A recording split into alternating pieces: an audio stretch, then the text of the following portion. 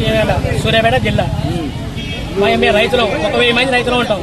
ఈ బస్తాలు నింపిన 3 లారీలు పోయినాయి. అవి దిగుమతి అల్లుడు కట్టేవాడ. ఇప్పుడు బస్తాలు నింపినాయి కూడా ఇప్పుడు వారం అవుతుంది. అవి ఎచ్చేటోళ్ళు లేరు, నింపేటోళ్ళు లేరు. కాటలు మాత్రం పూర్తిగా బంద్ చేసేది. మీ అధికారులు అడిగితే ఏమంటారు? అధికార సెంటర్లు అడిగితే మేము అక్కడ అన్లోడ్ కానీ ఏం చేయాలి వీళ్ళు అంటున్నారు. మరి అధికారులు కంప్లైంట్ చెప్పారు ఎంఆర్ఓ మీ ఎవరే చేయాలి? మీ ఇల్లు అంటే మేము ఏం చేయమంటున్నారు? విషయాలు మీకు తెలిసి విషయం. సెంటర్లు ఏమంటారు?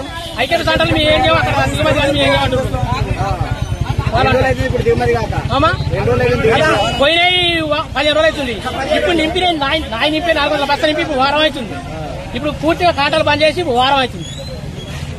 గ్రామ పంచాయతీ చీమల మండలం ఈ కొనుగోలు దాదాపు 4 రోజులైంది. ఇప్పుడు దాకా తీసుకోవట్లేదు. బస్తాలు కూడా బస్తాలు నింపినవి అన్లోడ్ చేస్తలేము.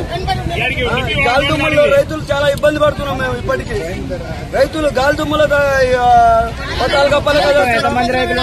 మొత్తం 300 మంది రైతులు ఉన్నారు. ఇలా 300